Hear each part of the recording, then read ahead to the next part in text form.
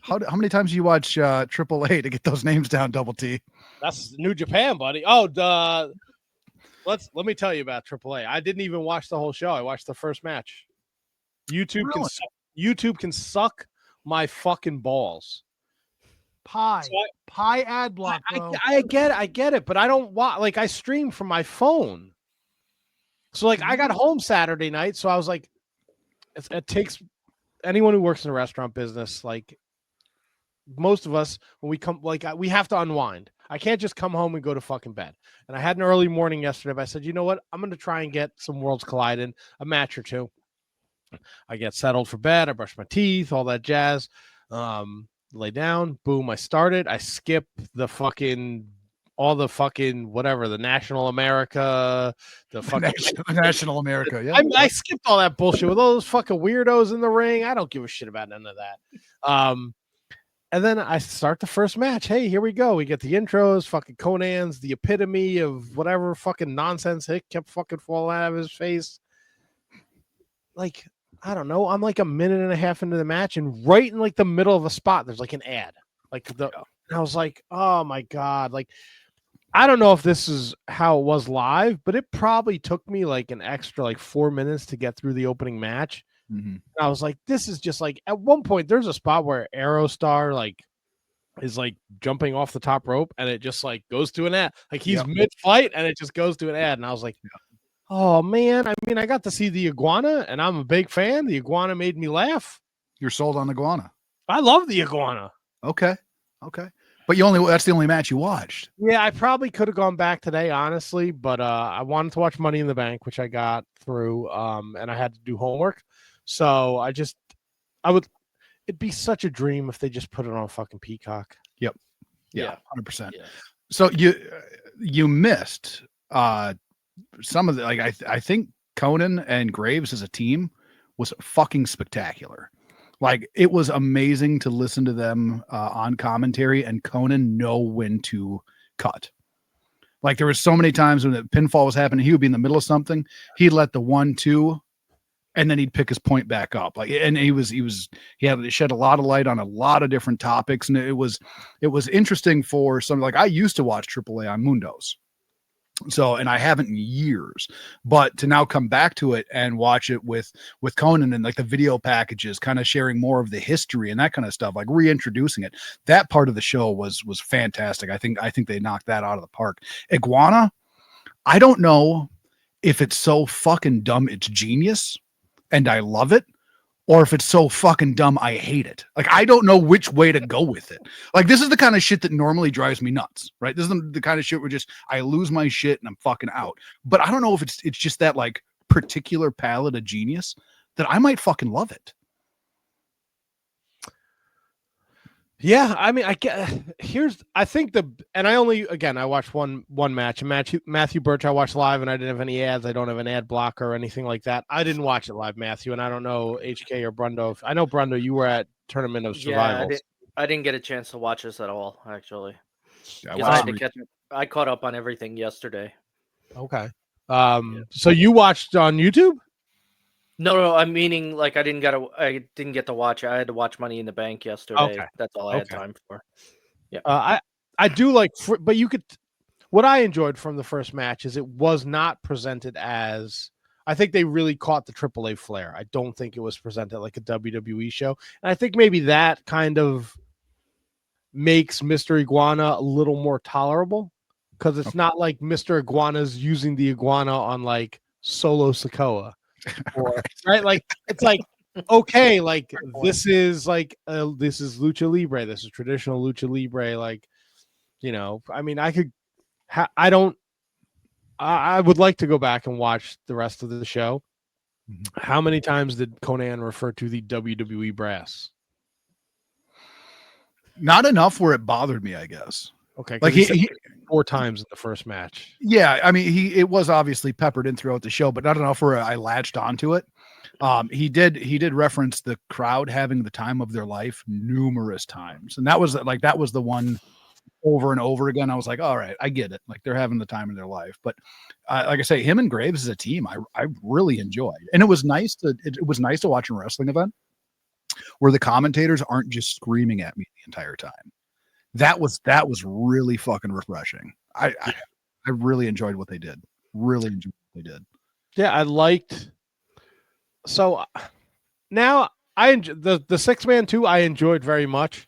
And I do think Graves and Conan they had great chemistry and they really put over Lucha Libre. But like I don't know, like they're like, oh, Cruz del Toro, like we don't see this fire from him. Like, so now does he go back to being like, I don't know what he does in the LWO, or is this like, is he going to be a specific guy that only works like this AAA crossover? Like, I'm very curious to see where this all leads. Mm-hmm. Yeah. They kind of like, he showed out, but like, now what does that mean going forward? Like, does he just go back to being in the fucking LWO and losing to like the Wyatt Six, or is this like a springboard for him? Right. Yeah, that's a good question. I really don't know what the answer is. Really don't know what the answer is. I think that the event as a whole, though, was very enjoyable. The one thing that I did catch myself was going, okay, another arm drag, another Hurricane Rana, another head scissors. Where are the fucking tag rules? Like another, we're going flying. Like those type of things still fucking bother me. But I don't know if I was a little bit more tolerable or tolerated it more because it was a AAA show and it kind of reminded me of when I used to watch AAA. You know what I mean? Like I didn't know if that played into it, but I don't know. It was fun. I still don't like Vikingo. That shit's never going to change. Love Gable. Gable's a stud. Vikingo ain't for me. I was surprised that Dias got the spot considering that she's been around forever and she is not good. Yeah, I've always heard that. She used to be in CMLL for years too. I listen to every once in a while a Lucha podcast, and they always shit all over Dias or Dalius or whatever her name is. Dias. Yeah. I don't know how you pronounce it. Yeah, they've never had a good thing to say about her. So, but she's apparently always been like in those big spots. So she probably knows somebody, banged somebody, or a little both. Why not both? Yeah, I could be wrong. I think she's somebody famous's daughter. That counts too. In Mexico. Let me look her up. Yeah. So does with Iguana obviously over the weekend kind of shot to like stardom, like quick. Yeah. And they already are, selling his t-shirt and figuring out other ways to try and merchandise him. Do they try and slide him in quickly onto other NXT or Raw or SmackDown? Do you think they take advantage of that? I think they should with NXT. I think he would fit in really well there. Just work there, once a week, spend the rest of the time in Mexico. A good way to get him in, get him some reps instead of putting him on like SmackDown or Raw right away. Did you buy the Iguana? Were you in on it? Because you've seen some of this shit, right, Brundlefly? I've actually seen Mr. Iguana before years ago. Okay. At some guy who had a Magic Dongs show that can no longer be wrestle anywhere. Okay. He had a animal match, and Mr. Iguana was one of the ones. Gotcha. And he impressed me back then. He was like all in on the gimmick. So he's only gotten better since. That's cool. Dias is married to Negro Casas. Oh yeah, that makes complete sense. Yeah, so her son-in-law is Psycho Clown and Diamante, not Diamante. Diamante Zul, I believe. Yeah, that's a big family in Mexico. Negro Casas he's a legend over there. Yeah, he is. Yeah, he is. Not Brundo. Sorry, Jesus. HK, what was your favorite match from the Worlds Collide show? Boy, that's a hard one. Oh yeah, yeah. Well, I can tell you that the Del Fantasma versus like that 6-man tag, I really enjoyed. Even when it fell apart, like right away from the intros, like when Wagner came out, I was fucking happy. I was pumped. I'm a Wagner guy. You know what I mean? Like just the presentation of him, and it's not an over the top type of a presentation. You know what I mean? It was just that the music was right and all that. I'm not much for the clowns. Like I'm not into that type of shit. I thought Gable was great. Vikingo is still just a botch monster. Like that's just. I saw that one into the corner. That was rough. I don't need to see him anymore at all. But I do want to cut you off real fast. Matthew Birch. Look, Mr. Iguana should join Chase U and NXT.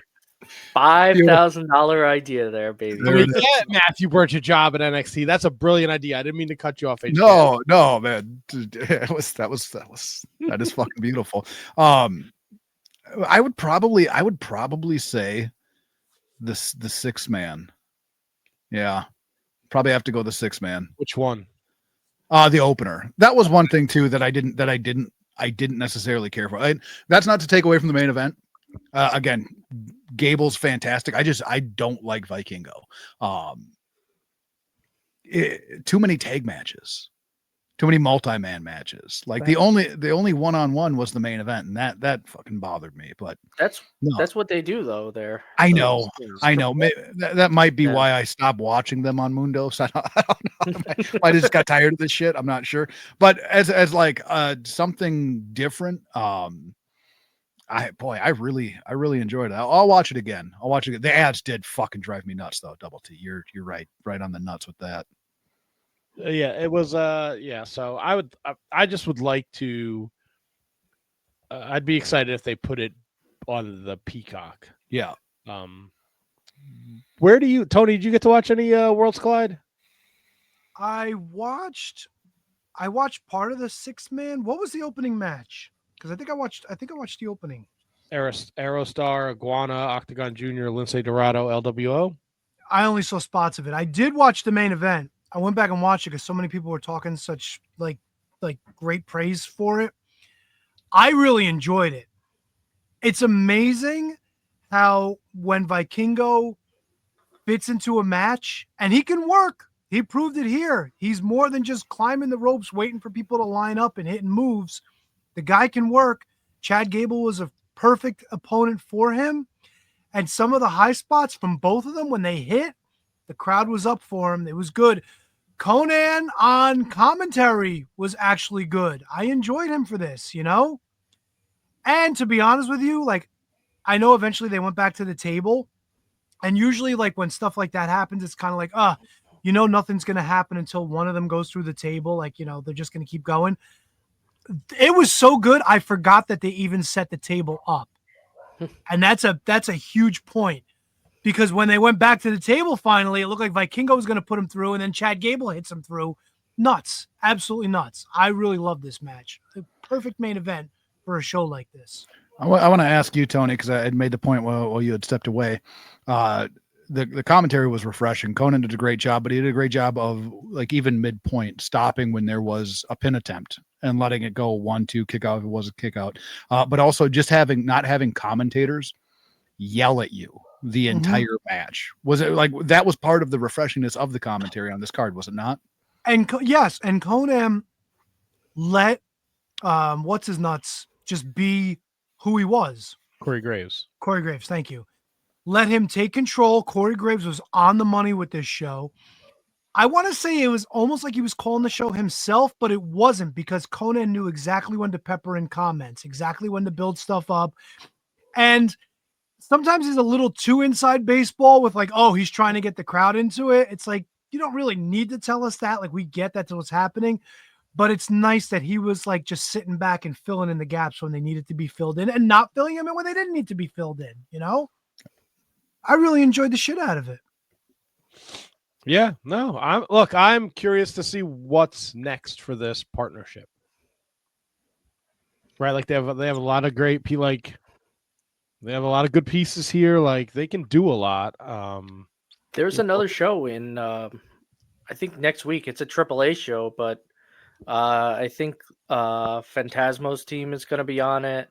I know TNA, the Nemeth's team, or the Nemeths are going to be there. Yeah, I saw that before. Yeah. Is this going to be another YouTube presentation?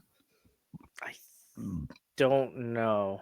It's a Fantastamania or whatever one of their big shows. Triple Mania. Yeah. Ratia? Well, let me ask you guys, what did you think of the fact that, like, for the first good 5 to 7 minutes, they were actually doing like a little bit of one-upsmanship and chain wrestling and getting out of moves and countering each other with like leg sweeps and takedowns, and then like Gable almost gets the ankle lock, but Vikingo rolls out of it, and then there's like a rollover for a pin attempt, like things like that. I enjoyed the shit out of that, dude. I was like salivating. I'm like, this is all, and it puts Vikingo in that perspective where he's not just the spot monkey. He's like, he can wrestle. Let him fucking wrestle. He's not just a spot monkey. He's also a botch monster. Yeah, but not here. Like, did you really see anything that was like, Oh, he had a couple spots there that were real rough. That didn't need to be. So, I can't argue your point on that. The first 5 to 7 minutes, Tony. I can't. But when shit picks up and he does the unnecessary is when his shit falls apart. What did he do that you think was unnecessary? You think like the whatchamacallit, not the shit on the apron when he did the roll? Yeah. Maybe they could have done without that, but that fucking poison Rana that he nailed, that was something else. I fucking popped for that one. Yeah. He had a really good dance partner too. That plays into a lot. Yeah, of course. Yeah. And there wasn't Chad Gable. I felt was never standing waiting for him to do something to him. Are you sure? I didn't think so. Listen, maybe it's the fact that I'm so used to him waiting around because of AEW. Yeah. But this was very refreshing. Now you're gonna make me go back and watch it, and you're gonna ruin it for me. MK in the house.